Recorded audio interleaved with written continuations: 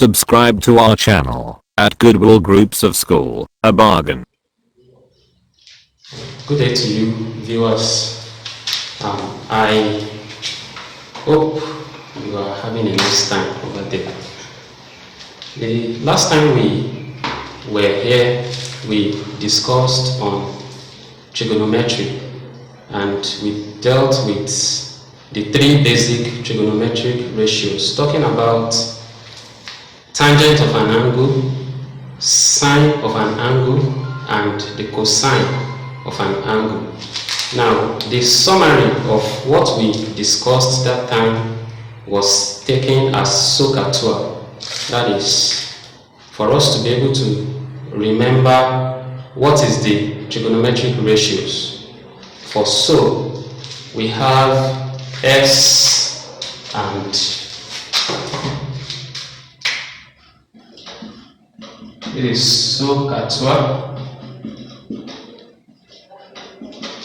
Now for so, we have S representing the sine of the angle, that is sine theta, is given as opposite over hypotenuse. And then for K, we have C representing the cosine, that is cos theta now.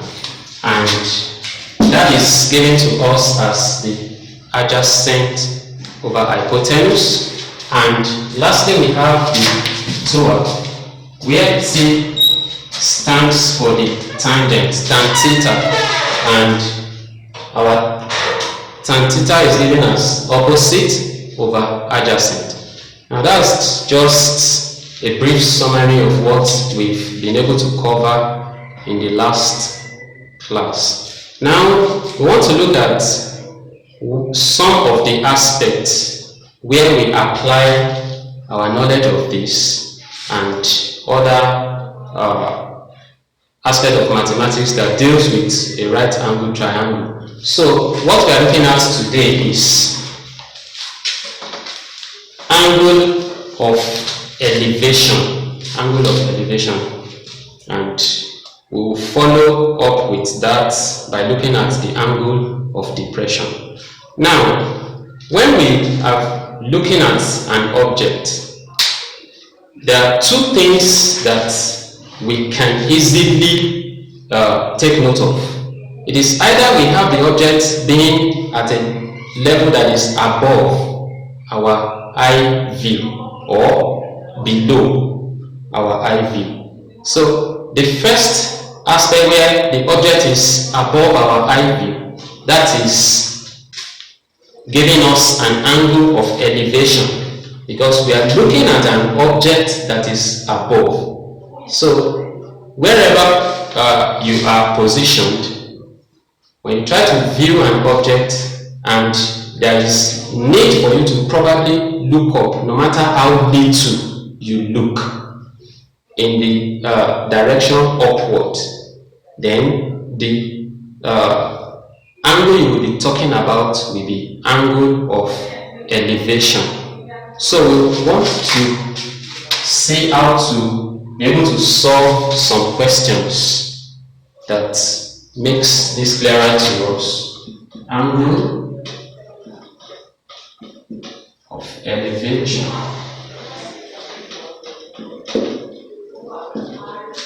So we said angle of elevation is when an object is being viewed at a position where the object is above your eye level. That is angle of elevation. Now, the picture or a diagram to explain what our angle of elevation looks like is what we have here on the board.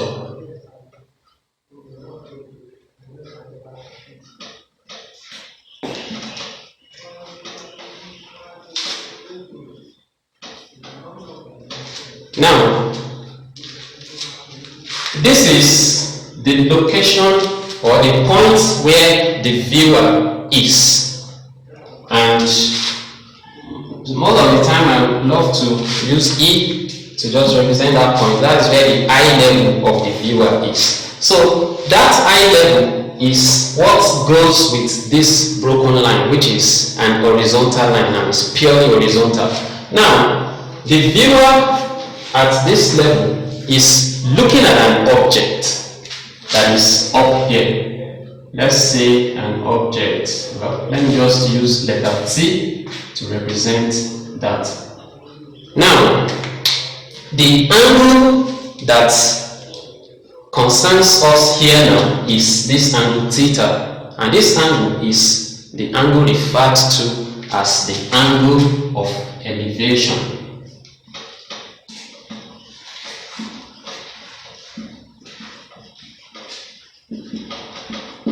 And what it simply means is the angle is rising above your eye level with this much.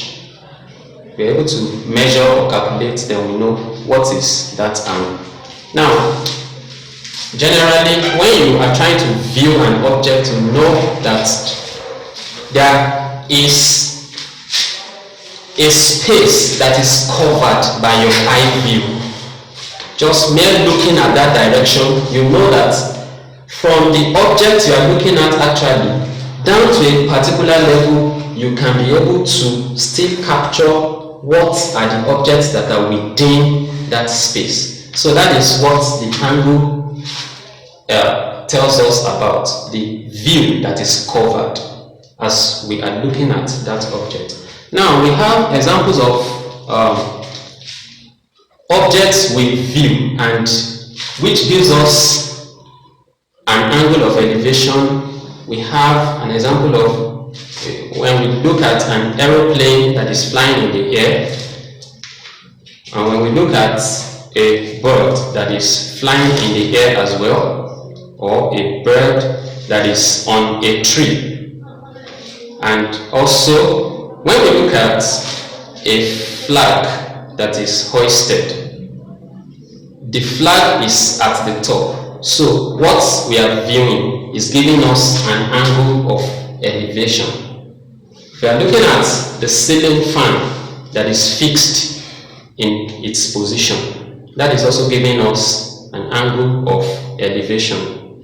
And with these few examples, I should ask you to also give more examples of angle of elevation, objects you can view that gives you an angle of elevation. Now, having explained this, for us to solve questions now on our angle of elevation, we will be working with our right angled triangle, because from here now we see the eye view, and then we see the view directly to the object. This is giving us two sides of a triangle already. So what we just come up with is to complete the third side of the triangle to give us our right angle triangle, and then from there we can be able to solve questions. Probably we may be asked to find what is the angle of elevation when we are given some other information, or we are given the angle of elevation, and then we are asked to find maybe one of the sides. This is what we are going to be looking at as we take some examples together.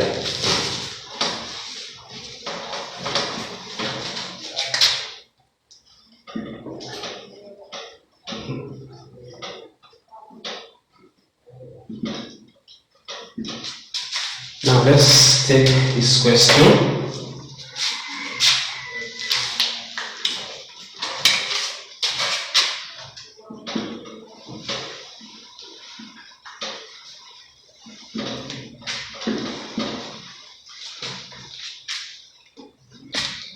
Alright, so this is the question for us to look at.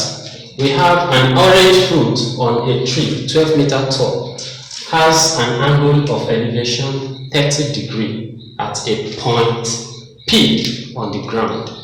How far is point P from the foot of the tree? Now, this is a very simple question. One of the things you can learn to do when solving this kind of question is to have your diagram. Once you're able to get the correct diagram, then you are very much closer to getting your correct answer. Now, just have it in mind that the moment you are working on angle of elevation, then we are working basically with right angled triangles. And this particular question is talking about a tree. Your tree, of course, we know tree should stand up erect. So that represents the vertical side of our right angle triangle. So this is our tree, and of course the information given there is that the tree is 12 meters tall.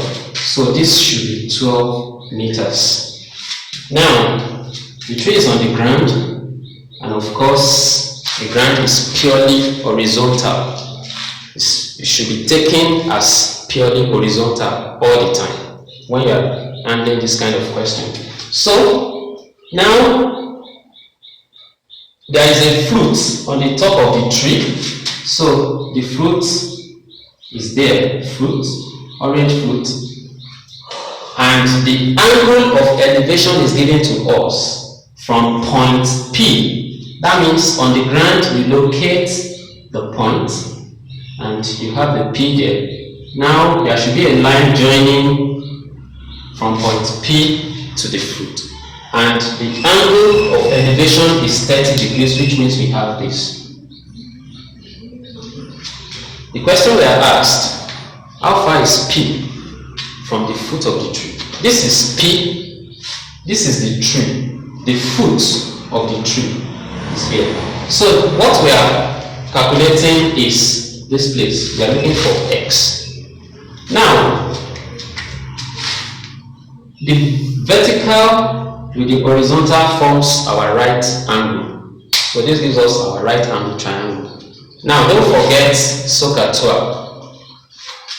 Once we know the angle that we are given, then the side that is directly facing the angle is our opposite. Now in this case, now it means we have been given the value for the opposite.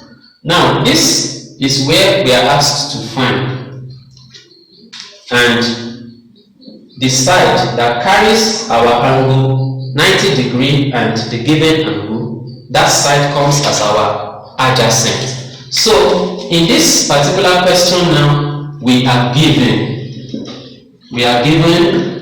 the opposite is 12 centimeters, 12 meters, and then we are looking for the adjacent. Is X meters there. Now we are given an angle, which is our angle of elevation. So we take that to be our angle theta, which is 30 degrees. Now from here,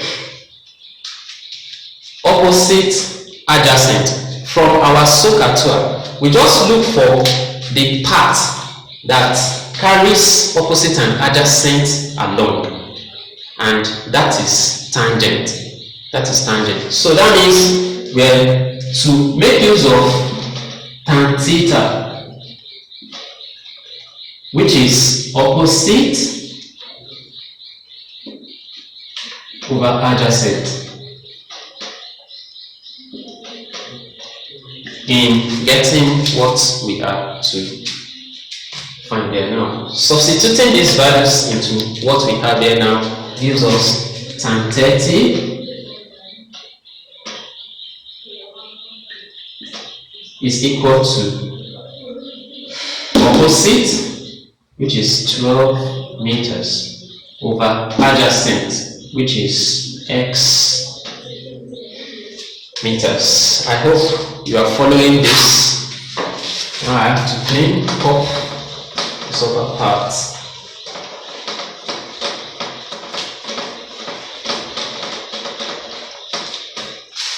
Now from here we have X should be 12 over tan 30. And from here,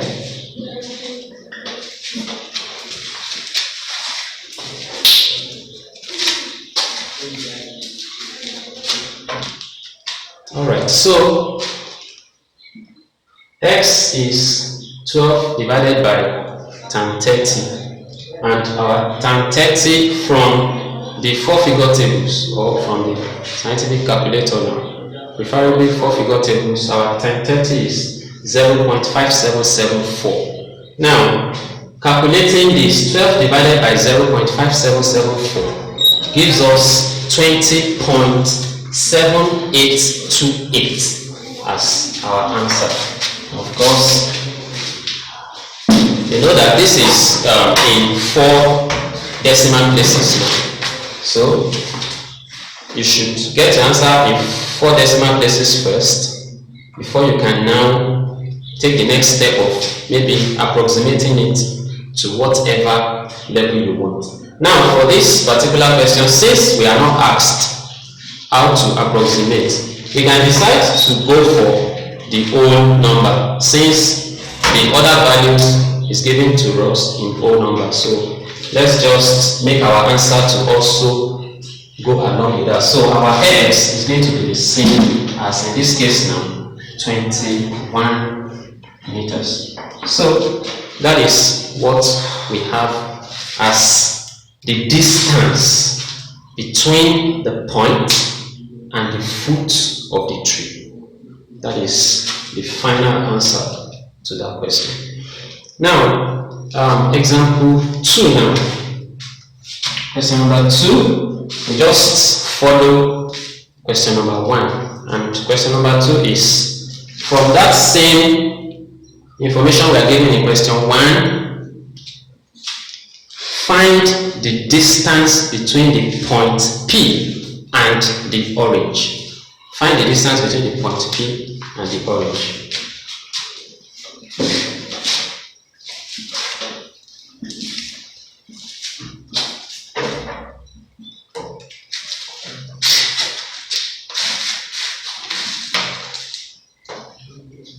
Now, don't forget, question number 1, what we calculated was the distance between point P and the foot of the tree. Now, this time around, distance between point P and the orange, and that should give you the idea that now we are looking for which side of the triangle. I guess you are right, we are looking for the hypotenuse now, because when you picture what we have in that diagram again,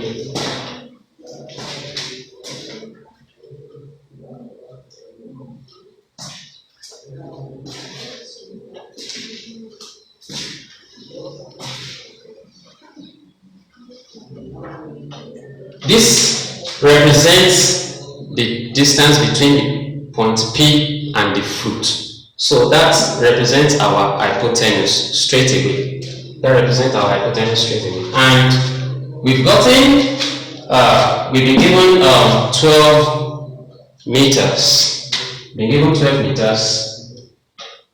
We have angle 30 degree there. And from this question number 1, we've gotten our distance between T and P as 21 meters now, or 20.7828. Now, for us to calculate this part, which I will take as y now, we can actually go by any method that we feel or you prefer. Any method you prefer, you can go by it. In that wise, we can consider we have the angle, we have the opposite side to the angle, we are looking for the hypotenuse. So you can pick the trigonometric ratio that carries opposite and hypotenuse together, and that is talking about sine now. Sine theta is opposite over hypotenuse.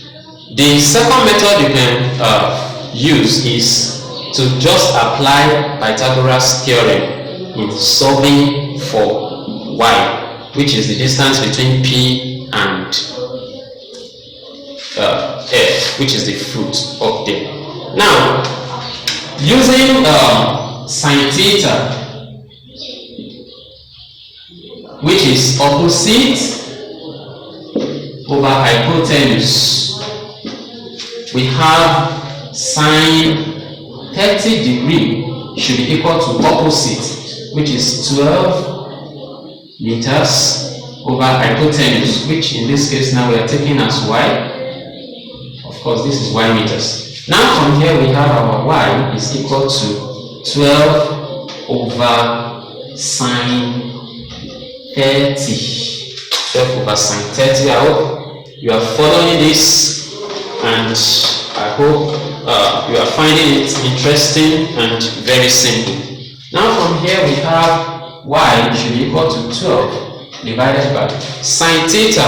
Checking from our 4-figure table or from the scientific calculator now, our sine 30 is given as 0.5. That's 0.5 here. So here we have y is equal to divide 12 by 0.5. That should give us 24 meters. So from here, our y, which is the distance between the point P and the fruit, is 24 meters. And I hope this is very clear and very simple. You should be able to find questions to just practice now, and that makes this very interesting to you. Thank you.